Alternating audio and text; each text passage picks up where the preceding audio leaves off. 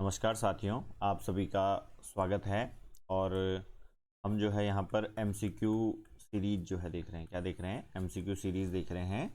और इसमें हमने टॉपिक शुरू किया। है इसकी हम 2 कक्षाएं अभी तक पढ़ चुके हैं। आज ये तीसरी कक्षा है और कुछ प्रश्न जो है आज इसमें भी जो है हम देखने वाले। तो क्योंकि एक प्रकार की रिकॉर्डेड क्लास है तो मैं आपको पहले ही बताते चलूं कि जैसे जैसे मैं यहाँ पर से प्रश्न पढ़ूंगा, जैसे मैंने पहला प्रश्न पढ़ा तो आप लोग तुरंत ही जो, क्योंकि शेड्यूल की जाएगी ये क्लास, तो जैसे जैसे जो है लाइव चैट भी आप लोगों का साथ में चलता रहेगा तो आप लोगों ने क्या अपने अपने कमेंट भी जो है यहाँ पर फटाफट फटाफट लिखते जाने हैं। ठीक है, तो चलिए अब बिना किसी देरी के जो है कक्षा को शुरू करते हैं। पहला प्रश्न आज का है, निम्नलिखित में से कौन सा प्रेमचंद का उपन्यास नहीं है? पहला है गोदान, रंगभूमि, गबन या बाण भट्ट की आत्मकथा। कौन सा जो है प्रेमचंद का उपन्यास नहीं है यहाँ पर? तो काफी बार जो है हम इस चीज का जिक्र कर चुके हैं। बाण भट्ट की आत्मकथा। क्या बाण भट्ट की आत्मकथा किनकी है? हजारी प्रसाद द्विवेदी जी की रचना है। ठीक है, फिर उसके बाद नेक्स्ट प्रश्न पर आते हैं दूसरे। निम्नलिखित में से कौन सा सुमेलित नहीं है? पहला है कृष्णा सोबती, सूरजमुखी अंधेरे के, धर्मवीर भारती, सूरज का सातवां घोड़ा, निर्मल वर्मा वे दिन, ममता कालिया आवा। तो जो है क्या आपने इनमें से किसी उपन्यास का नाम सुना है अभी तक? तो हम दो तीनों का तो जो है बार बार यहाँ पर जिक्र कर चुके हैं। कृष्णा सोबती सूरजमुखी अंधेरे के जिक्र कर चुके हैं। धर्मवीर भारती सूरज का सातवां घोड़ा जिक्र कर चुके हैं। निर्मल वर्मा वे दिन जो है जिक्र कर चुके हैं। ममता कालिया का हमने कुछ उपन्यासों का जिक्र किया था, सबका नहीं किया था। तो आवा जो है इनका उपन्यास नहीं है। आवा जो है चित्रा मुगदल का उपन्यास। इसका है चित्रा मुगदल। चित्रा मुगदल का उपन्यास है आवा। और अगर ममता कालिया के अगर कुछ उपन्यास बोलूं तो बेघर हो गया, नरक दर नरक हो गया, प्रेम कहानी, साथी, लड़कियां, एक पत्नी के नोट्स आदि जो है इनके क्या कुछ उपन्यास माने। फिर उसके बाद नेक्स्ट प्रश्न है, विभाजन केंद्रित उपन्यास तमस के रचयिता कौन है? पहला है भीष्म साहनी, रांघेय राघव, यशपाल या वृंदावन लाल वर्मा। तो तमस के रचयिता कौन है? काफी बार ये प्रश्न आ चुका है, काफी इंपॉर्टेंट परीक्षा की दृष्टि से है। भीष्म साहनी। क्या है? भीष्म साहनी। और प्रकाशन वर्ष की बात बोलूं मैं तो 1973 में इसका प्रकाशन हुआ था और 1974 ठीक एक वर्ष बाद इसे क्या मिल गया था? साहित्य अकादमी पुरस्कार जो है यहाँ पर मिल गया था। नेक्स्ट देखेंगे हम, असंगत का चयन कीजिए। इधर उपन्यास लिखे हैं, यहाँ पर रचयिता उनके पहला है तितली वृंदावन लाल वर्मा, रंगभूमि प्रेमचंद, बूंद और समुद्र अमृतलाल नागर, टेढ़े मेढ़े रास्ते भगवती चरण वर्मा। तो देखिए इनमें से जो तितली है, क्या है? तितली है वो किसका? प्रसाद जी का काफी प्रमुख उपन्यास है। प्रसाद जी का काफी प्रसिद्ध उपन्यास है। और इसके अलावा तितली, दो तीन ही ज्यादातर उपन्यास हैं नहीं इनके, दो तीन उपन्यास हैं। एक तो जो है क्या है? तितली है, तितली मैंने आपको बता दिया। फिर एक है कंकाल। क्या है? कंकाल। और एक है इरावती। क्या है? इरावती। जो है क्या है? अधूरा है। इरावती अधूरा क्या है? अधूरा है। इरावती उपन्यास क्या है? अधूरा है। बाकी रंगभूमि जो है प्रेमचंद का है, काफी बार हम जिक्र कर चुके हैं। बूंद और समुद्र जो उपन्यास है वो किसका है? अमृतलाल नागर। टेढ़े मेढ़े रास्ते उपन्यास किसका है? भगवती चरण वर्मा। ठीक है, फिर उसके बाद नेक्स्ट पर आते हैं, जालपा किस उपन्यास की नायिका है? जो जालपा नायिका है वो किस उपन्यास की नायिका है? तो गोदान, रंगभूमि, कर्मभूमि या गबन। आप लोगों में से जिसने भी गबन पढ़ा है आपको पता है कि जालपा इस उपन्यास की क्या है? नायिका है। ठीक है, बाकी गोदान की अगर हम बात करें तो जो है इसमें कौन कौन से पात्र हम कुछ देख सकते हैं।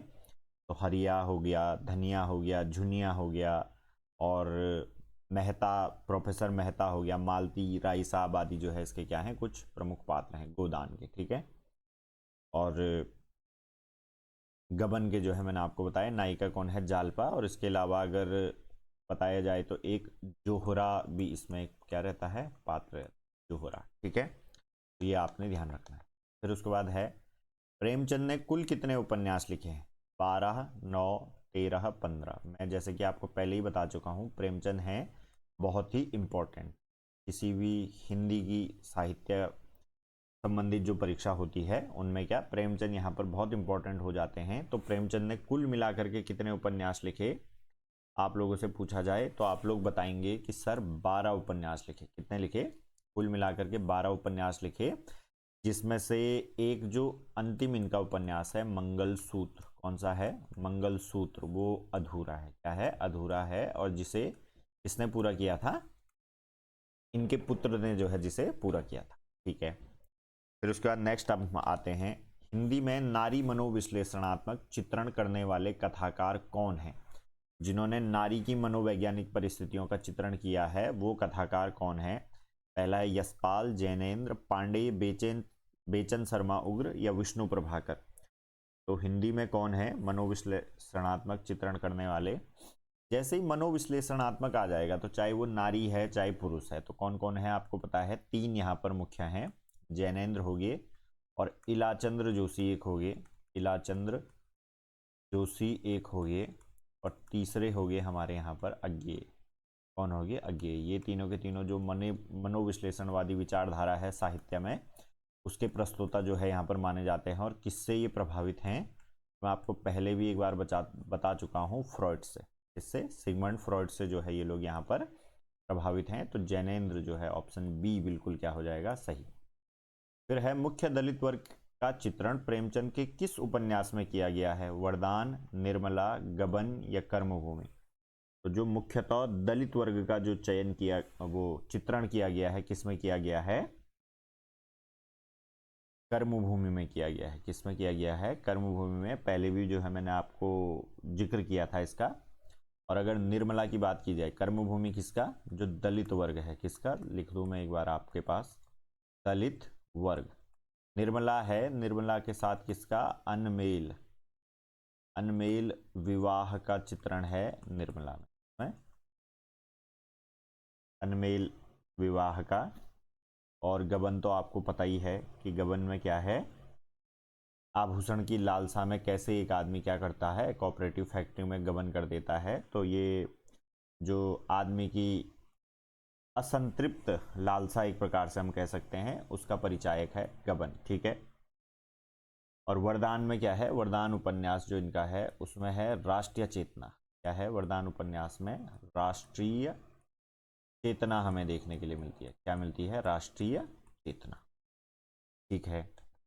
फिर नेक्स्ट हम आते हैं, हिंदी के ऐतिहासिक उपन्यासकार कौन है? पहला है वृंदावन लाल वर्मा, अमृतलाल नागर, यशपाल या विष्णु प्रभाकर। ऐतिहासिक उपन्यासकार कौन है? तो वृंदावन लाल वर्मा इनमें से क्या माने जाते हैं? ऐतिहासिक उपन्यासकार माने जाते हैं। और अगर अन्य की बात करें हम, तो अमृतलाल नागर, अमृतलाल नागर क्या हैं? अमृतलाल नागर जो जीवनी परक जो उपन्यास इन्होंने काफ़ी लिखे हैं, जैसे कि आप लोग जानते हैं एक उपन्यास इनका बहुत प्रसिद्ध है, कौन सा? मानस का हंस। मानस का हंस इनका जो है क्या है? काफ़ी प्रसिद्ध उपन्यास है। विष्णु प्रभाकर की अगर हम बात करें, किसकी? विष्णु प्रभाकर की बात करें तो ये मानवतावादी उपन्यासकार हैं। मानवतावादी प्रकार के क्या उपन्यासकार माने जाते हैं। और यशपाल की बात करें तो यशपाल कैसे? मार्क्सवादी। यशपाल कैसे उपन्यासकार हैं? मार्क्सवादी प्रकार के क्या हैं? उपन्यासकार। तो ये सब जो है मैंने आपको बता दिया। ऐतिहासिक उपन्यासकार कौन है इनमें से? वृंदावन लाल। ठीक है। फिर उसके बाद नेक्स्ट पर हम आएंगे, रंगभूमि उपन्यास किस दर्शन से प्रभावित है? पहला है मार्क्सवादी दर्शन, राष्ट्रवादी दर्शन, समाजवादी दर्शन, गांधीवादी दर्शन। तो सबसे पहले तो रंगभूमि उपन्यास किसने लिखा? अगर आपको इसके लेखक का नाम पता है और किस समय में लिखा गया अगर ये भी पता है, तो आप इन दोनों चीज़ों से ही बस क्या कर सकते हैं, थोड़ा हल्का सा स्मार्टली वर्क करके इस प्रश्न को सॉल्व कर सकते हैं। तो 1950 में इसका प्रकाशन हुआ था और लेखक हैं इसके प्रेमचंद। कौन है? लेखक हैं इसके प्रेमचंद। मैं आपको पहले ही बता चुका हूँ कि 1921 के समय में जब क्या असहयोग आंदोलन यहाँ पर चल रहा था, असहयोग आंदोलन जब यहाँ पर चल रहा था, तो प्रेमचंद उस टाइम पे गांधी जी के आह्वान पर क्या छोड़ चुके थे? अपनी नौकरी छोड़ चुके थे। और प्रबल प्रकार के गांधीवादी प्रेमचंद 1921 से लेकर के 1900 बल्कि मैं 18 ही मान लीजिए, नौकरी छोड़ने के बाद के इरा की मैं आपके साथ बात कर रहा हूँ। 1918 से जब से वो हिंदी में लिखने लगे थे, गांधीवादी दर्शन से काफ़ी प्रभावित थे, और कम से कम 1928 जब तक जो है साइमन कमीशन वगैरह चला था, पूरा पूरा 1930 आप लोग इसे मान लीजिए। ये जो दौर था ये प्रेमचंद का गांधीवादी दौर था। इस समय की ये रचना है, तो गांधीवादी दर्शन की ये क्या है, रचना है। बाकी अगर आप इनमें से खुद ही जो है ऑप्शनों को भी एलिमिनेट कर सकते हैं। मार्क्सवादी जो दर्शन है, मार्क्सवादी दर्शन बिल्कुल प्रेमचंद के उपन्यासों में नहीं मिलता। हाँ, कहीं कहीं पर जो है, जहाँ पर जो कोई मजदूर है या कोई दलित है, उसके अगर उद्धार की कहानी अगर वहां पर लिख दी जाए तो वो जरूर मार्क्सवादी दर्शन में मान लिया जाता है, लेकिन ज्यादातर दर्शन जो प्रेमचंद के विचारों में था मार्क्सवादी प्रकार का नहीं था। तो रंगभूमि किस दर्शन से प्रभावित है, तो गांधीवादी दर्शन, ऑप्शन डी। नेक्स्ट देखिए, निम्नलिखित उपन्यासों को उनके रचनाकारों के साथ सुमेलित कीजिए। पहला है अंधेरे बंद कमरे, जिंदगी नामा, बलचनामा, सूरज का सातवां घोड़ा। तो क्या आप लोग इन्हें मिला सकते हैं? कौन कौन से प्रश्न ऐसे हैं जिनका अभी तक हम कई बार जो है जिक्र कर चुके हैं, जो अब आप लोगों को देखते ही जो है क्या मुंह जवानी याद हो जानी चाहिए। तो पहला है अंधेरे बंद कमरे। कितनी बार हम इसका जिक्र कर चुके हैं? मोहन राकेश। क्या कर चुके हैं? मोहन राकेश। जिंदगी नामा बहुत प्रसिद्ध उपन्यास है किसका? कृष्णा सोबती का, जिस पर जो है इन्हें साहित्य अकादमी मिला। सूरज का सातवां घोड़ा अभी थोड़ी देर पहले हमने इसका जिक्र किया था, धर्मवीर भारती। अब देखिए, क्या इन तीन ऑप्शनों से आपका प्रश्न सही हो पा रहा है? पहले का दूसरा, पहले का दूसरा, और इसमें भी पहले का दूसरा है, तो इन दोनों ऑप्शनों को हटा दीजिए, ठीक है। फिर दूसरे का पहला, दूसरे का पहला इसमें भी है, इसमें भी है। फिर चौथा देख लीजिए ऑप्शन, चौथे का जो है, चौथा यहाँ पर है और चौथे का तीसरा यहाँ पर है, तो ये वाला ऑप्शन क्या हो जाएगा? बिल्कुल सही हो जाएगा हमारा, ठीक है। जैसे कि मुझे भी नहीं पता था कि बलसनमा जो है किसका उपन्यास है, मैंने भी जो है यहीं से गैस किया। इस प्रकार के प्रश्न होता है जिसमें आपको एक या दो ऑप्शन ज़्यादातर जो है क्या मिल जाते हैं जो करेक्ट होते हैं, और उनसे आप जो है बाकी पूरे प्रश्न को गैस कर सकते हैं, ठीक है। तो बलचनमा जो है किसका उपन्यास है? नागार्जुन का यहाँ पर उपन्यास, ठीक है। ऑप्शन सी जो है क्या हो जाएगा? बिल्कुल सही जवाब हो जाएगा। फिर है, निम्नलिखित कृतियों को उनके रचनाकारों के साथ सुमेलित कीजिए। चित्रलेखा, कब तक पुकारूं, परती पर कथा और मानस का हंस। क्या आप लोगों को इसमें से कोई जाना पहचाना यहाँ पर लग रहा है? अभी अभी थोड़ी देर पहले मैंने आपसे एक चीज का जिक्र किया था, किसका? मानस का हंस। मानस का हंस, मानस का हंस किसकी रचना है? अमृतलाल नागर। किसकी? अमृतलाल नागर। तो देखिए, क्या चौथे के वी से क्या जो है हमारा कहीं पर प्रश्न बन पा रहा है? तो पहले में क्या चौथे का वी है? नहीं। दूसरे में है? नहीं। तीसरे में है? नहीं। और डी में है? बिल्कुल सही। देखिए, एक ऑप्शन से हमने तुरंत के तुरंत क्या कर दिया? क्वेश्चन को बिल्कुल सही कर दिया। लेकिन क्योंकि हम यहाँ पर अभी प्रैक्टिस कर रहे हैं, तो हर एक चीज जो है हमें क्या होनी चाहिए? पता होनी चाहिए, ठीक है। फिर उसके बाद देखिए, चित्रलेखा। चित्रलेखा किसका उपन्यास है? भगवती चरण वर्मा, जिक्र हम कर चुके हैं। कब तक पुकारूं उपन्यास है रांघेय राघव का। किसका? रांघेय राघव का। परति परिकथा, परति परिकथा फणीश्वर नाथ रेणु का जो है उपन्यास है। हजारी प्रसाद जी का इनमें से कोई उपन्यास नहीं है। ऑप्शन डी जो है क्या हो जाएगा? बिल्कुल सही जवाब। फिर है, इन रचनाओं को उनके रचनाकारों के साथ सुमेलित कीजिए। तमस, कुरु कुरु स्वाहा, राग दरबारी, आधा गांव। सारे जो है इसमें से हम कर चुके हैं। राग दरबारी को मिला लीजिए आप पहले नंबर श्रीलाल शुक्ल के साथ। तमस को मिला लीजिए आप किसके? भीष्म साहनी के साथ। कुरु कुरु स्वाहा को मिला लीजिए, कुरु कुरु को मिला लीजिए मोहन श्याम जोशी के साथ। और जो अंतिम बचा आधा गांव, आधा गांव भी हमने जो है पढ़ा हुआ है, राही मासूम रजा, ठीक है। ऐसा कौन सा ऑप्शन आपको इसमें से दिख रहा है जिसमें पहले का तीसरा हो? पहले का तीसरा, ये दोनों तो हटा दीजिए। फिर दूसरे का पांचवा हो, इसमें भी है, इसमें भी है। फिर तीसरे का पहला हमें चाहिए, तो तीसरे का पहला ऑप्शन बी में है, तो ऑप्शन बी बिल्कुल सही हो जाएगा। देखिए, यही फायदा होता है, जैसे जैसे जो है आप लोग पढ़ते जाते हैं, तो वो क्या, जो जो चीज़ें बार बार बार बार क्या आती हैं, क्वेश्चनों में आती रहती हैं, तो वो चीज़ें क्या होने लगती हैं, हमें यहाँ पर याद होने लगती हैं धीरे धीरे करके। कहा भी जाता है practice makes a man perfect. Next जो है हम देखेंगे, गोदान उपन्यास को गद्य में प्रस्तुत महाकाव्य कहा जाता है क्योंकि उसमें भारतीय, कर लीजिए इसे, ठीक है, भारतीय जनजीवन का यथार्थ चित्रण है, सामान्य आदमी की अच्छाइयों की विवेचना है, भारतीय संस्कारों की सूक्ष्म अभिनिवेश है, भारतीय संस्कारों की सूक्ष्म अभिनिवेश है, इनमें से सभी। तो आप सबको पता है कि भारतीय जीवन का यथार्थ चित्रण है, बिल्कुल कृषक जो दशा उस समय की थी उसका बिल्कुल सटीक चित्रण यहाँ पर किया गया है। लगान की बात हो, चाहे जो है जो महाजन और सूदखोरों से निपटने की व्यवस्था हो, वो सारी उसमें क्या दिखाई गई है। सामान्य आदमी की अच्छाइयों की विवेचना है, सामान्य आदमी की क्या है, अच्छाई की विवेचना, और इसकी पराकाष्ठा है इसका अंतिम कथन का, क्या है, अंतिम कथन। जब जो है जो दाता दीन या जो माता दीन है, दाता दीन है शायद, जो दाता दीन पंडित रहता है, वो आकर के धनिया को कहता है कि आपको जो है क्या करनी पड़ेगी, गायदान यहाँ पर करनी पड़ेगी, तब जाकर के जो है होरी का स्वास्थ्य जो है क्या होगा, सुधार होगा। तो धनिया कहती है कि जो भी उसके पास रहता है छोटा मोटा थोड़ा सा धन, तो वो दे करके कहती है अब यही हमारा जो है क्या है, गायदान है।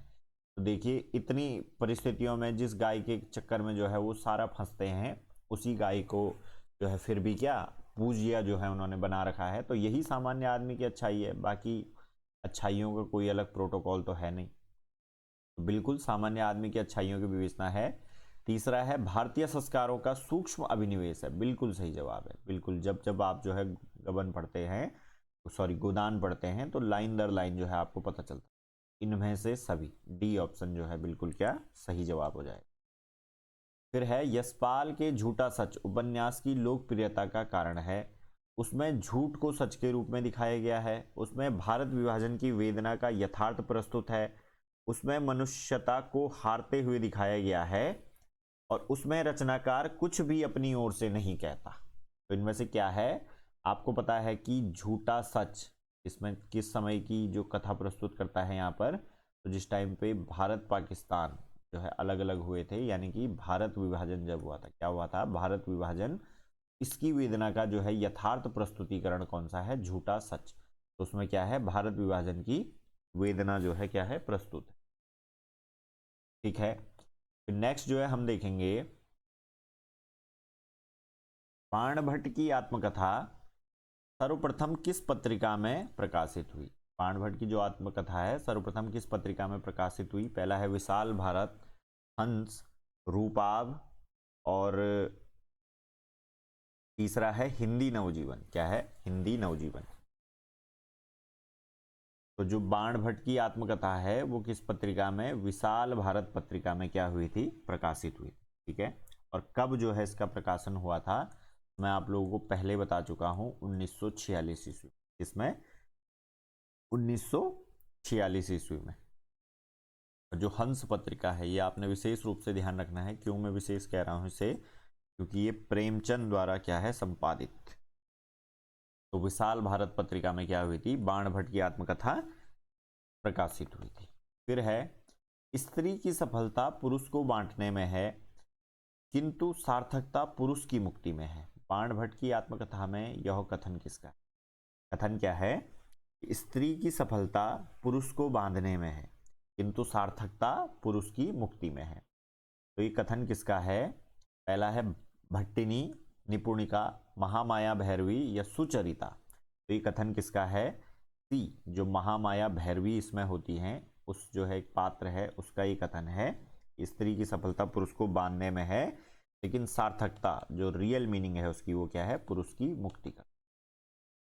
फिर है बाणभट्ट की आत्मकथा है एक प्रेम कथा, संघर्ष कथा, मनोवैज्ञानिक कथा, जीवन मूल्यों पर आधारित उदात्त प्रेम कथा। तो बाणभट्ट की आत्मकथा क्या है, ऑप्शन डी, जीवन मूल्यों पर आधारित उदात्त प्रेम कथा।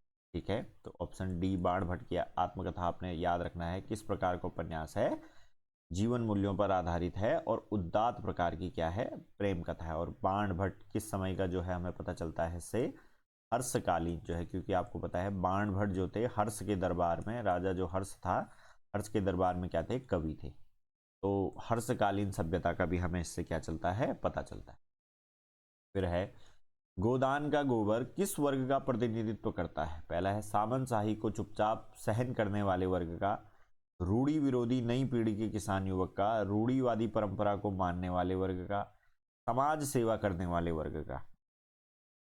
तो आप लोगों में से जिसने भी अगर गोदान पढ़ी होगी या हल्का फुल्का अगर आइडिया होगा तो आप लोगों को पता है कि जब वो नया नया शहर जाने के बाद आता है, नया नया शहर जाने के बाद आता है ना, कुछ पैसे जो है जब वो कमाने लगता है, तो जो गांव की सामंतशाही होती है, जो जो ब्याज लेने वाले महाजन लोग होते हैं, उनका क्या करता है, वो विरोध करता है।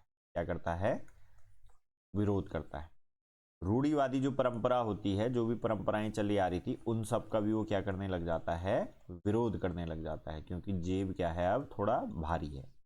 समाज सेवा करने वाला वर्ग बिल्कुल नहीं, समाज सेवा तो वो बिल्कुल नहीं करना चाहता, खुद के भौतिक सुखों पर जो है, खुद के भौतिक सुखों के लिए पैसा जो है वो कमाना चाहता है। रूढ़ी विरोधी नई किसान पीढ़ी के युवक का जो है गोबर क्या करता है, प्रतिनिधित्व करता है। तो ऑप्शन बी जो है बिल्कुल सही जवाब। फिर है गोदान का कौन सा पात्र प्रेमचंद के प्रगतिशील विचारों का वाहक माना जाता है? पहला है होरी, मिस्टर खन्ना, प्रोफेसर मेहता, ओमकारनाथ। तो कौन सा पात्र यहां पर है जो प्रेमचंद के प्रगतिशील विचारों का वाहक है? तो प्रोफेसर मेहता, क्योंकि ये क्या है, दर्शन शास्त्र के, इसमें जो ये उपन्यास है इसमें फिलॉसफी यानी कि दर्शन शास्त्र के क्या है, प्रोफेसर हैं, और इनके मुंह से प्रेमचंद ने अपने ही सारे दर्शन को कहलवा दिया है। तो प्रोफेसर मेहता कौन से पात्र हैं जो प्रेमचंद के प्रगतिशील विचारों के वाहक माने जाते हैं? फिर है हिंदी साहित्य का सबसे नया और शक्तिशाली रूप किस साहित्यिक विधा में प्रकट हुआ है? उपन्यास, निबंध, कहानी, नाटक। तो किसमें प्रकट हुआ है? उपन्यास जो विधा है उसमें गद्य लेखन का सबसे मजबूत रूप जो है माना जाता है। इसका गद्य लेखन का क्या माना जाता है, सबसे मजबूत रूप जो है क्या माना जाता है? क्योंकि साहित्यिक विधा में उपन्यास में। फिर है गोदान के किस पात्र ने ऐसा कहा है, विवाह को मैं सामाजिक समझौता समझता हूं, उसे तोड़ने का अधिकार न पुरुष को है न स्त्री को, समझौता करने से पहले आप स्वाधीन हैं, समझौता हो जाने के बाद आपके हाथ कट जाते हैं। किसने कहा था ये? अभी थोड़ी देर पहले मैं आपको बता चुका हूं, जो प्रेमचंद के मूल विचार हैं, ये किसने कहा था? प्रोफेसर मेहता ने। किसने? प्रोफेसर मेहता ने। फिर उसके बाद नेक्स्ट है लालचीन उपन्यास के लेखक का नाम बताइए। पहला है ब्रजनंदन सहाय, फिर है लाला सीताराम, फिर है लाला श्रीनिवास दास, फिर है श्रीपत राय। इनमें से जो ब्रजनंदन सहाय है, ऑप्शन ए, इनके क्या है उपन्यास, लालचीन जो है उपन्यास के क्या है, ये लेखक है। ठीक है। और सबसे जो श्रेष्ठ उपन्यास इनका माना जाता है, वो माना जाता है सौंदर्योपासक। क्या माना जाता है? सौंदर्योपासक, मतलब सौंदर्य का उपासक जो उपन्यास है, वो ब्रजनंदन सहाय का माना जाता है सबसे प्रसिद्ध उपन्यास। फिर है बावन दास किस उपन्यास का प्रमुख पात्र है? पहला है जुलूस, मैला आंचल, दीर्घ तपा, परिति, परिकथा। तो किस उपन्यास का जो है प्रमुख पात्र है मैला आंचल? चूंकि एक बहुत ही प्रसिद्ध उपन्यास किसका है? रेणुका, फणीश्वर नाथ रेणुका है, और एक आंचलिक उपन्यास है। तो ये भी जो है, इसके बारे में जितनी भी जानकारियां हैं वो सारी होनी चाहिए। ठीक है। तो मैला आंचल में जो है पावन दास क्या रहता है, एक पात्र रहता है, और प्रमुख पात्र में से एक रहता है। फिर है यह कथन किसका है? मैं इस सिद्धांत का समर्थक हूं कि संसार में छोटे बड़े हमेशा रहेंगे और उन्हें हमेशा रहना चाहिए। इसे मिटाने की चेष्टा करना मानव जाति के सर्वनाश का कारण है। पहला है प्रेमचंद, सुदर्शन, विश्वंबर नाथ कौशिक, श्रद्धाराम फिलोरी। तो किसका ये कथन है? तो ये कथन है उपन्यास सम्राट मुंशी प्रेमचंद। ठीक है। तो प्रेमचंद जो है बिल्कुल सही जवाब है इसका, ऑप्शन ए। फिर है गांधी जी के दक्षिण अफ्रीकी जीवन पर आधारित कौन सा उपन्यास है? टोपी शुक्ला, समर शेष है, पहला गिरमिटिया, अपने अपने अजनबी। कौन सा उपन्यास है? काफी प्रसिद्ध उपन्यास है पहला गिरमिटिया। किसका? गांधी जी का नाम जुड़ने के कारण काफी प्रसिद्ध यहां पर हो जाता है। और लेखक अगर कहें तो गिरिराज किशोर। कौन इसके लेखक हैं? गिरिराज किशोर। गिरिराज किशोर इसके लेखक हैं। और गांधी जी की अगर मैं किताब कहूं तो कौन सी किताब है इनके? My experiment with truth, my experiment with truth, मेरे सत्य के साथ प्रयोग, किसकी है? गांधी जी की पुस्तक है। फिर है प्रेमचंद ने पहला उपन्यास लिखा था, निर्मला, प्रेमाश्रम, सेवा सदन या कायाकल्प। तो कौन सा लिखा था? काफी बार हम इसकी जिक्र कर चुके हैं, सेवा सदन लिखा था 1918 में। और कुल कितने उपन्यास लिखे थे? तो कुल 12 उपन्यास प्रेमचंद ने लिखे थे। प्रेमचंद युग को कहने का आधार है कहानी, नाटक, लघु कथा, उपन्यास। तो प्रेमचंद युग को कहने का आधार क्या है? उपन्यास, क्योंकि इस समय में क्या हुआ था, जो उपन्यास थे, उपन्यास अपने पूर्णतः चरम सीमा पर पहुंचे, विकास की चरम सीमा पर पहुंचे। प्रेमचंद के अंतिम समय तक, जब 1936 में इन्होंने क्या लिखा? गोदान लिखा, और कहानी के रूप में क्या लिखी? कफन लिखी। कहानी के रूप में क्या लिखी? कफन लिखी। तो ये समय यथार्थवाद का चरम हो गया था। किसका? यथार्थवाद का, यथार्थवाद का जो है चरम हो गया था। अंतिम समय में जो है गांधीवादी दर्शन को जो है ये पूरी तरीके से इन्होंने जब फेल होता हुआ पाया गांधीवादी दर्शन को, तो ये जो है यथार्थवादी प्रकार के क्या हो गए? लेखक हो गए। तो प्रेमचंद युग को युग कहने का आधार क्या है? उपन्यास है। हालांकि कथा सम्राट भी ये कहे जाते हैं, लेकिन जो प्रेमचंद युग है वो उपन्यास क्षेत्र में माना जाता है। कहानी के क्षेत्र में जो है प्रेमचंद होगी और प्रसाद होगी, दोनों को जो है माना जाता है। फिर है परख और त्यागपत्र उपन्यासों के लेखक हैं चतुरसेन शास्त्री, जैनेन्द्र, अज्ञेय, प्रेमचंद। तो परख और त्यागपत्र किसके उपन्यास हैं? तो जैनेन्द्र के यहाँ पर उपन्यास। फिर है निम्न में से भीष्म साहनी द्वारा रचित उपन्यास है। भीष्म साहनी द्वारा रचित उपन्यास कौन सा है? पहला है देहाती दुनिया, सती मैया का चौरा, धरती धन न अपना, मैया दास की माड़ी। तो कौन सा उपन्यास है इनमें से जो भीष्म साहनी द्वारा रचित है? तो मैया दास की माड़ी जो उपन्यास है वो किसके? भीष्म साहनी द्वारा रचित है।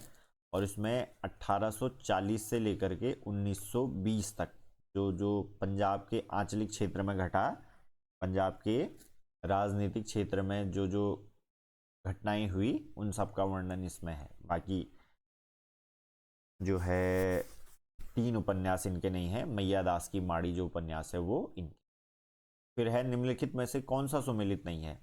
पलटू बाबू की रोड, फणीश्वर नाथ रैणो, मृगांतक, गंगा प्रसाद विमल, दिलो दानिश, ममता कालिया, रात का रिपोर्टर, निर्मल वर्मा। तो कौन सा जो है सुमेलित इनमें से नहीं है? जो दिलो दानिश है, क्या है? दिलो दानिश, वो ममता कालिया का नहीं है, बल्कि में किसका है? कृष्णा सोबती का। किसका? कृष्णा सोबती। और गंगा प्रसाद विमल से आप लोगों ने याद रखना है हमेशा कि ये अकहानी के क्या माने जाते हैं? प्रवर्तक माने जाते हैं। कौन? गंगा प्रसाद विमल। बाकी तीनों ऑप्शन जो है बिल्कुल सही है। फिर है निम्नलिखित में से कौन सुमेलित नहीं है? वयम रक्षाम, चतुरसेन शास्त्री, पुनर्नवा, हजारी प्रसाद द्विवेदी, गढ़ कुंडार, राहुल संकीर्तन, विवर्त, जैनेन्द्र कुमार। तो कौन इनमें से सुमेलित नहीं है? पहले हम एक बार पढ़ चुके हैं, पहले हम एक बार इसको पढ़ चुके हैं। हालांकि इस प्रकार का प्रश्न नहीं था, लेकिन उसमें गढ़ कुंडार का जिक्र आया था। तो मैंने आप लोगों को बताया था कि इसके लेखक जो हैं वो हैं वृंदावन। कौन है? वृंदावन लाल वर्मा। कौन है? वृंदावन लाल वर्मा जो है क्या है इसके लेखक। फिर इसके बाद है लवंग लता किस विधा की रचना है? कहानी, उपन्यास, नाटक और प्रहसन। जैसे कि मैं बार बार जो है बता रहा हूँ आप लोगों को, याद दिला रहा हूँ आपकी शक्तियाँ कि बहुत विद्वान आप लोग हैं। पता चल रहा है आपको कि उपन्यास यूनिट है, तो आंसर जो है सही क्या होगा इसका? उपन्यास होगा। तो लवंग लता किस विधा की रचना है? उपन्यास। फिर है निम्नलिखित में से कौन सा सही सुमेलित नहीं है? गुप्तचर, गोपाल राम गहमरी, आदर्श हिंदू, राधा कृष्ण दास, अधकिला फूल, अयोध्या सिंह उपाध्याय, नरेंद्र मोहिनी, देवकी नंदन खत्री। तो कौन सा इनमें से सुमेलित नहीं है यहाँ पर? आदर्श हिंदू, राधा कृष्ण दास। क्योंकि आदर्श हिंदू जो उपन्यास है इसके लेखक कौन है? यहाँ पर लज्जा राम मेहता है। लज्जा राम मेहता है। ठीक है। और जो गुप्तचर है वो बिल्कुल गोपाल राम गहमरी का है, और इन्हें जासूसी, इस प्रकार के जासूसी उपन्यासों का प्रवर्तक मानने के साथ साथ में क्या कहा जाता है, हिंदी का कानन डायल कहा जाता है। क्या कहा जाता है, हिंदी का कानन डायल जो है इन्हें साथ में कहा जाता है। तो गोपाल राम गहमरी याद रखना है आपने। और आदर्श हिंदू के रचयिता कौन है, लज्जाराम मेहता। फिर है निम्नांकित महिला कथाकारों के उपन्यासों का प्रकाशन वर्ष के क्रमानुसार सही अनुक्रम क्या है, 55 खंबे, लाल दीवार, तत्सम, दिलो दानिश या आवा। एक एक करके जो है हम इनका जिक्र करेंगे। सबसे पहले 55 खंबे लाल दीवार। 55 खंबे लाल दीवार ये किसका है, ऊषा प्रियमवदा। किसका है, ऊषा प्रियमवदा। और 1961 ईस्वी में क्या हुआ था, इसका प्रकाशन हुआ था। फिर आते हैं हम तत्सम पर। किस पर आते हैं, तत्सम पर। और तत्सम है राजी सेठ का। क्या, राजी सेठ। प्रकाशन वर्ष इसका 1983। कब, 1983। थोड़ी देर पहले हमने बात करी थी दिलो दानिश की। किसकी, दिलो दानिश की। दिलो दानिश की रचयिता हैं कृष्णा सोबती। कौन है, कृष्णा सोबती। और 1993 ईस्वी में इसका प्रकाशन हुआ था। फिर है आवा। क्या है, आवा। इसकी है चित्रा मुगदल। कौन, चित्रा मुगदल। और 2000, वर्ष 2000 में इसका क्या हुआ था, प्रकाशन हुआ था।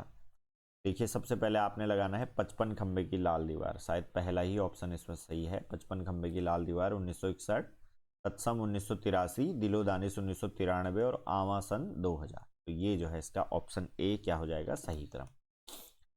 फिर है शेष यात्रा की लेखिका कौन है, पहला है उषा प्रियमवदा, कृष्णा सोबती, नासिरा शर्मा या मन्नू भंडारी।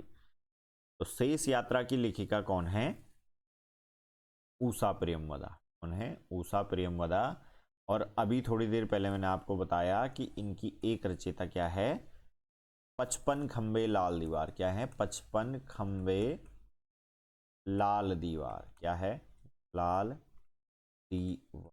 हालांकि जो है, जो 55 यहाँ पर है ये एक संज्ञा है। 55 क्या है, संज्ञा है यहाँ पर। तो आप लोग इसको गुणात्मक विश्लेषण के रूप में ऐसे नहीं लिखेंगे। क्या लिखेंगे, 55 पूरा लिखेंगे, लेकिन जो है समझाने के लिए मैंने आपको यहाँ पर लिखा हुआ है। ठीक है।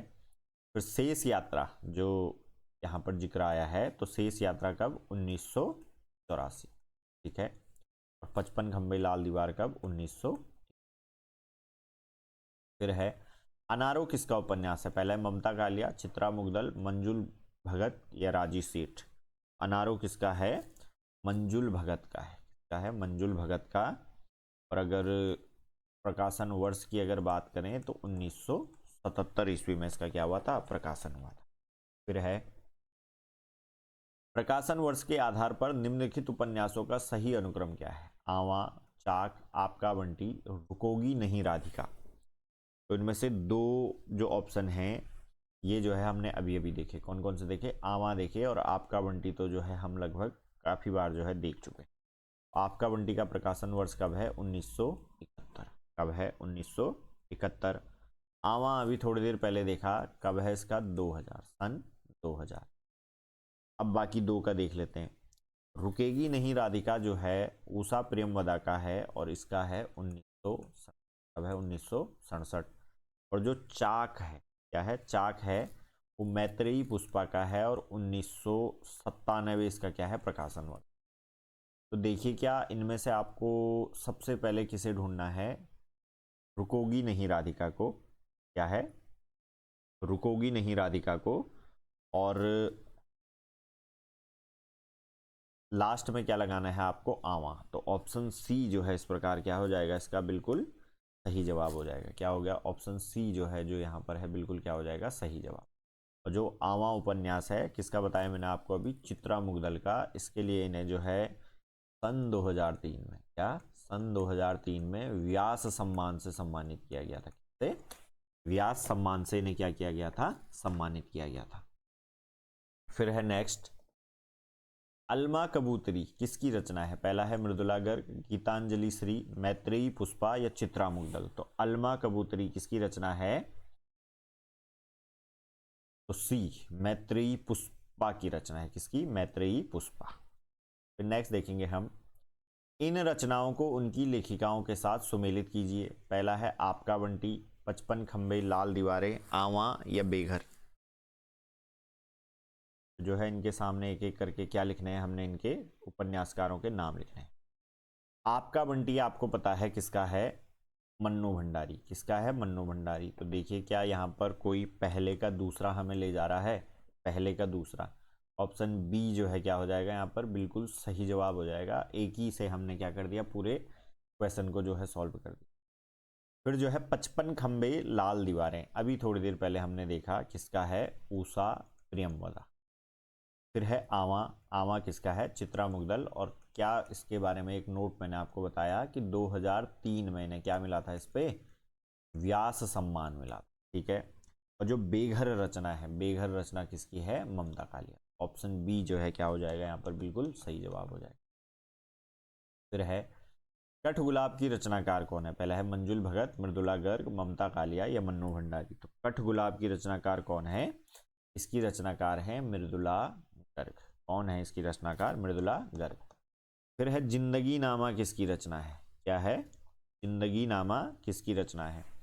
तो क्योंकि काफ़ी बार हम इसकी जिक्र कर चुके हैं तो ज़्यादा समय नहीं लेंगे, कृष्णा सोबती, कृष्णा सोबती। 55 खंबे लाल दीवारें उपन्यास की लेखिका हैं, कौन है, ये आपने अब कमेंट में बताना है। किस में बताना है, कमेंट में, क्योंकि इसी के ऊपर कम से कम 4-5 बार जो है हम इसका क्या कर चुके हैं, जिक्र कर चुके हैं। तो 43 और उसके आगे डैश करके आप लोग अपना आंसर इसमें लिखेंगे। फिर है उपन्यासकारों को उनकी रचनाओं के साथ सुमेलित कीजिए। मृणाल पांडे, राजी सेठ, सूर्यवाला, मैत्रेयी पुष्पा। इनको क्या करना है, आपने सुमेलित करना है। तो पहला है मृणाल पांडे, क्या है, मृणाल पांडे। तो मृणाल पांडे की इनमें से है पटरंग पुराण। कौन है, पटरंग पुराण। फिर राजी सेठ है, राजी सेठ की अभी थोड़ी देर पहले हमने बात करी थी, तत्सम। क्या है इनकी, तत्सम। फिर सूर्यवाला की है अग्निपंखी, क्या है, अग्निपंखी। और मैत्रेयी पुष्पा की क्या है, मैत्रेयी पुष्पा की क्या है, इदम नमम। क्या है, इदम नमम। ठीक है। कौन सा ऑप्शन ऐसा दिख रहा है जिसमें पहले का दूसरा दिख रहा है आपको, पहले का दूसरा दिख रहा है, ऑप्शन बी में। और ये बिल्कुल क्या सही जवाब। तीसरे का पहले का दूसरा, दूसरे का पहला, तीसरे का चौथा और चौथे का पांचवा। ऑप्शन बी जो है बिल्कुल सही जवाब। फिर है मित्रों मरजानी की लेखिका कौन है, मित्रों मरजानी की लेखिका कौन है। तो काफी प्रसिद्ध उपन्यास है किसका, कृष्णा सोबती का, मित्रों मरजानी। फिर है अधोलिखित में से एक उपन्यास नासिरा शर्मा द्वारा लिखित है। मरी हुई मछली, मछली मरी हुई, वह अपना चेहरा, 7 नदियों, नदियां एक समुंदर, टेराकोटा। इनमें से कौन सा उपन्यास ऐसा है जो नासिरा शर्मा द्वारा रचित है। तो पहले भी जो है हमने एक बार इसका जिक्र कर चुके हैं, 7 नदियां एक समंदर, 7 नदियां एक समंदर।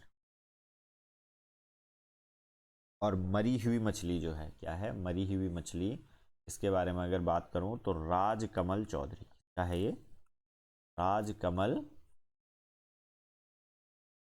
चौधरी, इनका उपन्यास। ठीक है। फिर इसके बाद है निष्कवच उपन्यास की लेखिका है। निष्कवच उपन्यास की जो लेखिका हैं कौन है, क्षमा कौल, सूर्यबाला, मधु कांकरिया या राजी सेठ। तो निष्कवच उपन्यास की कौन है, राजी सेठ इसकी क्या है, लेखिका है। फिर है दुखम सुखम की रचनाकार कौन है। पहला है कृष्णा सोबती, मैत्रेयी पुष्पा, ममता कालिया, मन्नू भंडारी। तो दुखम सुखम की रचनाकार कौन है, इसकी रचनाकार है आपकी ममता कालिया जी। कौन है, ममता कालिया जी। फिर है मित्रों मरजानी, सूरजमुखी अंधेरे के तथा जिंदगी नामा की लेखिका कौन है। ये भी आप लोग बताएंगे कमेंट में, बताएंगे कमेंट में बताएंगे।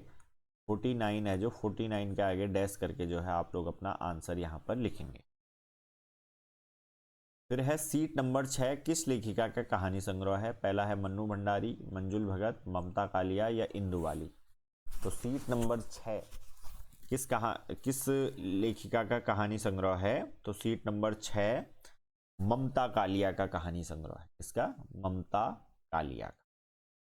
फिर है जमाने में हम आत्मकथा की रचनाकार हैं मन्नू भंडारी, कृष्णा सोबती, निर्मला जैन या मैत्रेयी पुष्पा।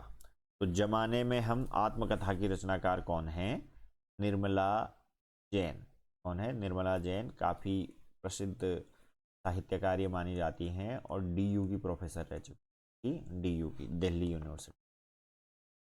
फिर है प्रकाशन वर्ष के अनुसार निम्नलिखित उपन्यासों का सही अनुक्रम है कठगुलाब, शेष यात्रा, सूरजमुखी अंधेरे के, ठीकरे की मंगनी। प्रकाशन वर्ष के अनुसार इनकी क्या करनी है?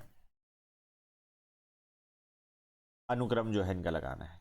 सबसे पहले जो है आपको बताया, अभी थोड़ी देर पहले मैंने बात किया कि सूरजमुखी अंधेरे के कब की है? 1972 में इसका क्या हुआ था? प्रकाशन हुआ। फिर शेष यात्रा अगर आप यहाँ पर देखें तो 1984 आप लोग इसे लिख लेंगे। कब लिख लेंगे? 1984 आप लोग इसे लिख लेंगे। फिर है नासिरा शर्मा।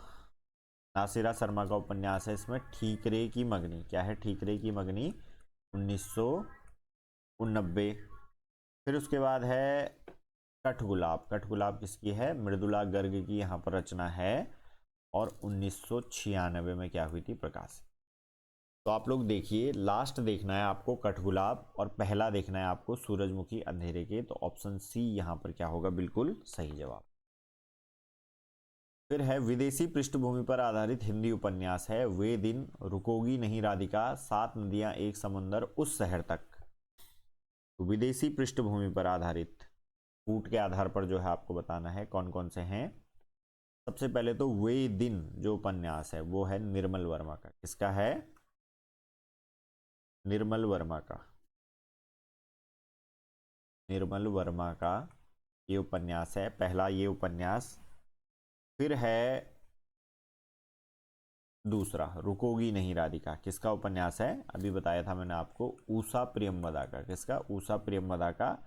और सात नदियां एक समंदर जो जिसका किसका उपन्यास है? नासिरा शर्मा का। तो ये तीनों उपन्यास जो हैं, वे दिन, रुकोगी नहीं राधिका, सात नदियां एक समुद्र, ये जो है क्या है? विदेशी पृष्ठभूमि पर आधारित हैं। और पहला, दूसरा, तीसरा बिल्कुल सही जवाब है ऑप्शन बी। फिर है निम्न में से कौन सा सही सुमेलित नहीं है? पहला है भाग्यवती, श्यामा स्वप्न, 100 अजान एक सुजान, परीक्षा गुरु। या कोई आपको इनमें से जाने पहचाने से लग रहे हैं? तो एक भाग्यवती, अभी थोड़ी देर पहले मैंने आपको बताया कि लज्जाराम मेहता, हाँ जी बिल्कुल सही है। परीक्षा गुरु श्रीनिवास दास बिल्कुल सही है। तो ये दोनों तो क्या हो जाएंगे? बिल्कुल सही जवाब हो जाएंगे। नहीं, सॉरी सॉरी, भाग्यवती लज्जाराम मेहता का नहीं है। भाग्यवती किसका है? यही मैं आपको कह रहा था ना, भाग्यवती किसका है? श्रद्धाराम फिल्लौरी। किसका है? श्रद्धाराम फिल्लौरी का यहाँ पर क्या है? उपन्यास। और परीक्षा गुरु किसका है? श्रीनिवास दास का। 100 अजान एक सुजान, बाल कृष्ण भट्ट। और श्यामा स्वप्न किसका? जगमोहन। भाग्यवती जो उपन्यास है वो श्रद्धाराम फिल्लौरी का है। पहले भी हम इसमें क्या कर चुके हैं? जिक्र कर चुके। ठीक है। नेक्स्ट अब हम देखेंगे देहाती दुनिया उपन्यास के लेखक कौन है? पहला है नागार्जुन, फणीश्वर नाथ रेणु, विवेकी राय या शिव पूजन सहाय। तो देहाती दुनिया उपन्यास के जो लेखक हैं वो कौन है हमारे यहाँ पर? शिव पूजन सहाय हैं। कौन है? शिव पूजन सहाय। फिर है निम्न में से कौन सा सुमेलित नहीं है? पहला है आधा गांव, राग दरबारी, आवा या जिंदगी नामा। देखिए, अब तो लगभग लगभग सभी का जो है हम जिक्र कर चुके हैं। तो प्रश्न देखते ही जो है क्या हो जाने चाहिए यहाँ पर? सीधे करने में जो है आप लोगों ने अपनी राइफल रखनी है और सीधे गलत उत्तर को क्या कर देना है? छलनी कर देना है। आधा गांव राही मासूम रजा बिल्कुल सही, राग दरबारी श्रीलाल शुक्ल, आवा चित्रा मुगदल और जिंदगी नामा मन्नू भंडारी का नहीं है। किसका है? कृष्णा, कृष्णा सोबती का है। कृष्णा सोबती। अभी थोड़ी देर पहले बताया, आवा के लिए जो चित्रा मुगदल को क्या मिला था? सन 2003 में कौन सा सम्मान? व्यास सम्मान यहाँ पर मिला। निम्न में से कौन सा उपन्यास अधूरा है? गोदान, मंगलसूत्र, सेवा सदन, रंगभूमि। तो कौन सा है? मंगलसूत्र अधूरा है। और मंगलसूत्र को जो है पूरा किया था, किसने पूरा किया था इनको? इनके पुत्र ने, प्रेमचंद के पुत्र ने जो है इसे क्या पूरा किया था। नेक्स्ट देखेंगे निम्नलिखित में से कौन सही सुमेलित नहीं है? पहला है अनाम दास का पोथा, हजारी प्रसाद द्विवेदी, नाच्ये बहुत गोपाल, अमृतलाल नागर, चित्रलेखा भगवती चरण वर्मा, चंद हसीनों के खतूत, चतुरसेन शास्त्री। तो आपको पता है कि अनाम दास का पोथा द्विवेदी जी द्वारा लिखा गया है, चित्रलेखा जो है भगवती चरण वर्मा द्वारा लिखा गया। ये दो आपको पता होंगे। बाकी मैं बता देता हूँ, नाच्यो बहुत गोपाल अमृतलाल नागर द्वारा लिखा गया है, बिल्कुल सही। चंद हसीनों के खतूत, चतुरसेन शास्त्री इसके रचयिता नहीं है, बल्कि मैं कौन इसके रचयिता हैं, उग्र जी, बेचैन शर्मा उग्र। कौन? पांडेय बेचन शर्मा उग्र जो है इसके क्या है, रचयिता है। बेचन शर्मा उग्र, पांडेय बेचन शर्मा उग्र, चंद हसीनों के खतूत। फिर है डॉक्टर देवराज कृत अजय की डायरी किस विधा की रचना है? अजय की डायरी किस विधा की रचना है? तो कौन से यूनिट का अभी हम प्रश्न कर रहे हैं, उसी यूनिट की ये क्या है, रचना है। फिर है हिंदी जासूसी व तिलिस्मी उपन्यासों का श्री गणेश करने का श्रेय किसे दिया जाता है? क्योंकि कल भी हम क्या कर चुके थे, एक इस प्रकार का सेम टू सेम क्वेश्चन कर चुके थे। तो कमेंट आपने इस प्रश्न का क्या करना है, सही उत्तर करना है, 60 लिखना है और डैश अपना जो है क्या करना है, आंसर बताना।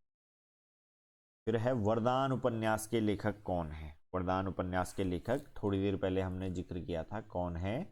प्रेमचंद। कौन है? प्रेमचंद है।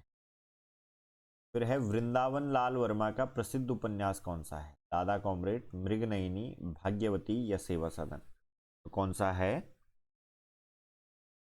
देखिए अभी तक अगर आपको नहीं पता इनमें से कौन सा है, तो जो ये तीनों उपन्यास हैं इनकी हम क्या कर चुके हैं, जिक्र कर चुके हैं। सेवा सदन है प्रेमचंद का, भाग्यवती है यहाँ पर किसका, श्रद्धाराम फिल्लौरी का, अभी थोड़ी देर पहले जिक्र किया था। दादा कॉमरेड का हम कई बार जिक्र कर चुके हैं, यशपाल का है। क्या है? यशपाल। तो वृंदावन लाल वर्मा का कौन सा बचा इसमें से, मृग नयनी। ठीक है, ऑप्शन बी। फिर है सूरज किरण की छांव। सूरज किरण की छांव आंचलिक उपन्यास के लेखक हैं राजेंद्र अवस्थी, शैलेश मटियानी, देवेंद्र सत्यार्थी या उदय शंकर भट्ट। तो सूरज किरण की छांव इस उपन्यास के जो लेखक हैं वो कौन है? Option A, Rajendra Awasthi. कौन है इसके लेखक? राजेंद्र अवस्थी। फिर है तमस उपन्यास का धारावाहिक प्रसारण किसमें हुआ? NDTV, Akashvani, Colors channel, Doordarshan. किसमें हुआ था? दूरदर्शन। आपको पता है एक ये गैसिंग क्वेश्चन आपके लिए, लोगों के लिए होगा, मैं बता दूं इसकी ट्रिक बता दूं कि जितने भी पुराने, जैसे राग दरबारी पर भी क्या हुआ था, राग दरबारी का भी प्रसारण हुआ था। राग दरबारी का भी क्या हुआ था, प्रसारण हुआ था, प्रसारण, सॉरी जो है टंग बहुत ज़्यादा ट्विस्ट हो गई, प्रसारण हुआ था राग दरबारी का भी।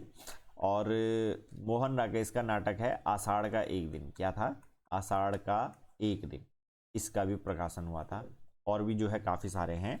तो ये जो जितने भी नाटक होते थे पहले, ये जो है क्या, भारत सरकार इनको प्रोत्साहित करने के लिए क्या करवाती थी, दूरदर्शन पर इनका जो है प्रसारण करवाती। ठीक है, बाकी कलर्स चैनल तो जो है आजकल के ही कुछ वर्षों में उभरा है, 15-20 सालों में। एनडीटीवी तो न्यूज चैनल है, और आकाशवाणी में जो है प्रसारण हो सकता है, लेकिन इस प्रकार का नहीं हो सकता, दृश्य माध्यम से नहीं हो सकता, केवल श्रव्य माध्यम से। तो दूरदर्शन अभी इसके लिए क्या, बिल्कुल सही जवाब यहाँ पर है।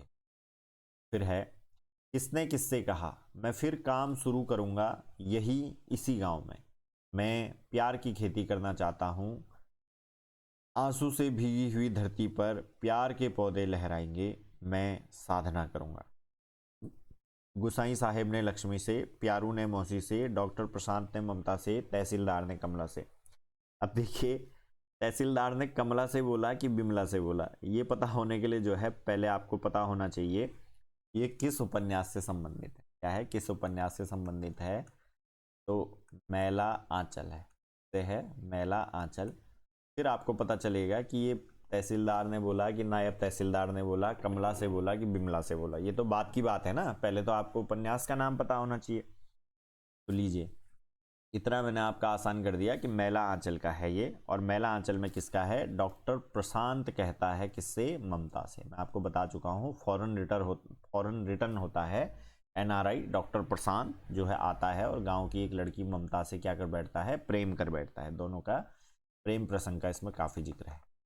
मैला आंचल में कौन सा पात्र हमेशा सुपारी चबाता रहता है? डॉक्टर प्रशांत, भगवान भगत, कालीचरण, बालदेव। हमेशा सुपारी कौन इसमें वो चबाता रहता है? तो जो बालदेव, सॉरी, भगवान भगत करके जो एक पात्र है, क्या है, भगवान भगत करके जो एक पात्र है, वो क्या करता रहता है, इसमें हमेशा सुपारी चबाता रहता है। फिर है, मैला आंचल में किसका सफल चित्रण हुआ है? पहला है पूंजीपति और मजदूरों के संघर्ष का, अकाल और बाढ़ का, मैरीगंज में यौन शोषण का, ग्रामीण जीवन में घटित होने वाले राजनीतिक आर्थिक परिवर्तन और सामाजिक संबंधों का। तो जो है मैला आंचल में किसका सफल चित्रण हुआ है? तो ग्राम जीवन में घटित होने वाले राजनीतिक आर्थिक परिवर्तन और सामाजिक संबंधों का इसमें क्या हुआ है, सफल चित्रण हुआ है। क्यों? क्योंकि एक प्रकार के आंचलिक उपन्यास है। क्या है? आंचलिक उपन्यास है। और मैरीगंज के अंचल में होने वाले समस्त घटनाओं की क्या है इसमें प्रधानता। फिर है, प्रेमचंद का जन्म कब और कहाँ हुआ था? पहला है 31 जुलाई 1880 को बनारस से 4 मील दूर लम्ही नामक गांव में, 8 अक्टूबर 1880 को पटना के पास लम्ही नामक गांव में, और 3 जुलाई 1881 को प्रयाग के पास लसी नामक गांव में, या 31 जुलाई 1980 को कानपुर के पास लमसी नामक गांव में। तो देखिए, जिन लोगों को पता है कि बनारस के पास में जो है कौन रहते थे, प्रेमचंद रहते थे, और बनारस से 4 मील दूर लम्ही नामक गांव में प्रेमचंद का क्या हुआ था, जन्म हुआ था। डेट आप लोगों को मस्ट याद रखनी है, 31 जुलाई 1880 क्या हुआ था, प्रेमचंद का जन्म हुआ था। ठीक है। फिर उसके बाद नेक्स्ट है, गोदान उपन्यास के अंत में धनिया ने दाता दीन से क्या कहा? देखिए, थोड़ी देर पहले जो मैंने आपसे जिक्र भी किया था आ गया है यहाँ पर। महाराज, घर में न गाय है, न बछिया, न पैसा, यही पैसे हैं इनका, यही इनका गोदान है। फिर दूसरा है, पंडित जी, घर में फूटी कौड़ी नहीं है, गरू गाय भी नहीं है, बस ये पैसे हैं, इसी को गोदान समझो। फिर है, भैया मेरी लाज रखो, भगवान ने हमारी नहीं सुनी, गाय गरू तो है नहीं, इन पैसों को ही गोदान समझो। फिर है, मालिक भगवान ने हमें करज में ही रखा, जीवन भर गाय को तरसते रहे, अब अंतिम समय में न गाय है न बछड़ा, इन पैसों को गोदान मान लो। तो धनिया ने क्या कहा था? पहला ऑप्शन, महाराज घर में न गाय है, न बछिया है, न पैसा, यही पैसे हैं, यही इनका क्या मान लीजिए, गोदान मान लीजिए। और जैसे ही धनिया ये कल्प ऐसा करती है, वैसे ही जो है होरी की क्या हो जाती है, मृत्यु यहाँ पर। फिर है, निम्न संवाद किसने कहा? मैं तो भगवान को साक्षी देकर कहता हूं, जो मैंने कभी किसी की ओर ताका हो, लाज और डर के मारे घर से भागा जरूर, मगर तेरी याद एक क्षण के लिए भी मन से ना उतरती थी। इसका जो है कथन है, तो आपको पता है कि गोबर जब जो है क्या होता है, जब झुनिया के साथ प्रेम संबंध में पड़ जाता है, और जब उसे खबर मिलती है कि झुनिया क्या है, पेट से है, तो वो शर्म के मारे, लाज के मारे क्या करता है, घर से भाग जाता है। और कहाँ ये भागता है? तो लखनऊ भाग जाता है। फिर उसके बाद जब वो थोड़ा ठीक ठाक पैसे वहाँ पर कमा लेता है, तो वहाँ से वापसी झुनिया को भी अपने साथ ले जाने के लिए आता है, और तब तक क्या उसका बालक हो चुका हो। ठीक है। तो गोवर्धन का किससे कथन है? झुनिया से जो है ये कथन। फिर है, व्यवहार में हम भाई के अर्थ का कितना ही दुरुपयोग करें, लेकिन उसकी भावना में जो पवित्रता होती है, वह हमारी कालिमा से कभी मलिन नहीं होती। तो ये कथन किसका है? ये गोदान का अंश है। किसका है? गोदान का अंश है। और जब जो है क्या होता है, भाई जो है उसका क्या दोबारा लौट आता है होरी का, तो तब जो है यहाँ पर ये प्रसंग आता है। ग्लोबल गांव का देवता के रचनाकार कौन है? तो ग्लोबल गांव के रचनाकार संजीव, राकेश वत्स, रणेंद्र या चित्रा मुगदल, कौन है? रणेंद्र है। कौन है? रणेंद्र। और कुछ समय पहले एक जिक्र आया था जिसमें सबसे जो है ऊंचा लोक देवता किसे कहा गया है? न्यूयॉर्क को कहा गया। जिक्र इसका एक आया था। संजीव हैं, प्रगतिवादी प्रकार के उपन्यासकार हैं, और एक प्रसिद्ध उपन्यासकार इनका है जंगल जहां शुरू होता है। क्या है? जंगल जहां शुरू होता है। और बात की जाए आपसे, तो जो मध्य प्रदेश छत्तीसगढ़ के भील जनजाति के लोग हैं, उनका जो है जीवंत यहाँ पर है। ठीक है। फिर है चंद हसीनों के खतूत के लेखक हैं बाल मुकुंद गुप्त, भगवती चरण वर्मा, पांडेय, बेचन शर्मा उग्र और भारतेंदु हरिश्चंद्र। अभी थोड़ी देर पहले जिक्र आया था पांडेय, बेचन शर्मा उग्र। फिर है परती परिकथा के उपन्यास के लेखक कौन है, तो कौन है, फणीश्वर नाथ रेणु। थोड़ी देर पहले काफी बार जो है इसका क्या आ चुका है, जिक्र आ चुका है। ठीक है। फिर है बंगाल के अकाल पर आधारित उपन्यास कौन सा है, आनंद मठ, सुहाग के नुपुर, दुख मोचन या विषाद मठ। कौन सा इनमें से जो उपन्यास है वो बंगाल के अकाल पर है, तो विषाद मठ। कौन है, विषाद मठ जो उपन्यास है, और किसके द्वारा लिखा गया है, रांघेय राघव के द्वारा लिखा गया है, रांघेय राघव द्वारा जो है लिखा गया है, और प्रकाशन वर्ष है 1946। कब है, 1946। दुख मोचन की बात करें, इनमें से क्या करें, दुख मोचन की बात करें तो ये जो है नागार्जुन, इसके द्वारा, नागार्जुन, बाबा नागार्जुन द्वारा लिखा गया है। और आनंद मठ, कौन सा,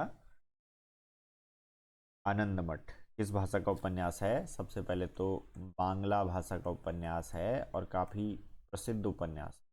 और कौन इसके रचयिता हैं, बंकिम चंद्र चटर्जी। और इसी से जो आनंद मठ है, उसी से जो हमारा राष्ट्रगीत है वो भी लिया गया है, वंदे मातरम। फिर उसके बाद नेक्स्ट है धरती धन न अपना उपन्यास के लेखक हैं, हम पहले ही इसका क्योंकि जिक्र कर चुके हैं, तो कमेंट में आप लोगों ने 76 डैश करके अपना आंसर लिखना है। फिर है अमरकांत प्रेमचंद के किस उपन्यास का पात्र है, पहला है रंगभूमि, कर्मभूमि, गबन या सेवा सदन। तो किस उपन्यास का पात्र है इनका, अमरकांत, तो कर्मभूमि एक उपन्यास है इनका, क्या है, कर्मभूमि उपन्यास, जो किसकी, दलित चेतना से भरा हुआ उपन्यास है, उसके पात्र हैं अमरकांत। फिर है डॉक्टर प्रशांत फणीश्वर नाथ रेणु की किस रचना का पात्र है, कमेंट में लिखेंगे आप लोग, क्या लिखेंगे, कमेंट में लिखेंगे 78 और डैश, क्योंकि काफी बार इसका जिक्र आ चुका है। फिर है चतुर्सेन शास्त्री के उपन्यासों के संदर्भ में अक्सर किस रस की चर्चा की जाती है, श्रृंगार रस, शांत रस, इतिहास रस या अद्भुत रस। किस रस की यहाँ पर कल्पना की जाती है, चतुर्सेन शास्त्री जो है ना एक ऐतिहासिक प्रकार के उपन्यासकार माने जाते हैं। किस प्रकार के माने जाते हैं, ऐतिहासिक प्रकार के उपन्यासकार माने जाते हैं। हालांकि इतिहास रस जो है कोई रस नहीं है, कोई काव्य शास्त्रीय रस नहीं है। क्या है, कोई काव्य शास्त्रीय रस है नहीं, लेकिन ये एक ऐतिहासिक उपन्यासकार माने जाते हैं। तो जो ये ऐतिहासिक प्रकार के उपन्यासकार माने जाते हैं, तो जो ये बोल्ड था, बोल्ड ने इसका उत्तर माना इसमें इतिहास रस। क्या माना, इतिहास रस। और किसके कारण प्रसिद्ध हैं, वैशाली की नगर वधु, वैशाली की नगर वधु के कारण ये उपन्यासकार क्या हैं, चर्चित है। और दूसरा कौन सा, वयम रक्षाम भी इनका जो है क्या है, काफी प्रसिद्ध है। फिर है हिंदी में नॉवेल के अर्थ में उपन्यास पद का प्रथम प्रयोग किसने किया, महावीर प्रसाद द्विवेदी, प्रताप नारायण श्रीवास्तव, बालकृष्ण भट्ट या भारतेंदु हरिश्चंद्र। तो इसका सही जवाब जो है वो है भारतेंदु हरिश्चंद्र, है भारतेंदु हरिश्चंद्र। और भारतेंदु हरिश्चंद्र क्या थे, एक सफल कथाकार भी थे, क्या थे, कथाकार भी थे, नाटककार भी थे, नाटककार भी थे, और कुशल संपादक भी थे। क्या थे, कुशल संपादक भी थे। कवि वचन सुधाकर के इनकी क्या आती है, एक पत्रिका आती है। नाटककार भी थे, बहुत सारे नाटककार भारत दुर्दशा जैसे इन्होंने लिखे, कथाकार थे, कहानी भी लिखे, और गीत भी जो है कई सारे लिखे। क्या लिखे, गीत भी कई सारे लिखे। तो ये जो है आज के हमारे क्या हुए, 80 प्रश्न हमने यहाँ पर कर लिए, और हर प्रश्न के साथ 2 या 3 प्रश्न कर लिए हैं, तो कम से कम 200 प्लस जो है प्रश्न आज की कक्षा में भी हमने कर लिए हैं। ठीक है, तो ये थी आज की आपकी कक्षा। आप लोग जो है अगर कोई कोर्स से अगर जुड़ना चाहते हैं तो ज्ञान वाटिका ऐप को जो है क्या प्ले स्टोर से डाउनलोड कर सकते हैं। इस पे जो है हमारा लेक्चरर का कोर्स जो है, लेक्चरर का जो कोर्स है वो यहाँ पर लाइव है। और इसके अलावा जो ये क्लास आप पढ़ रहे हैं इसकी पीडीएफ भी आपको किससे, ऐप से जो है मिलेगी। ठीक है। तो ये थी आज की कक्षा, मिलते हैं कल, तब तक के लिए धन्यवाद।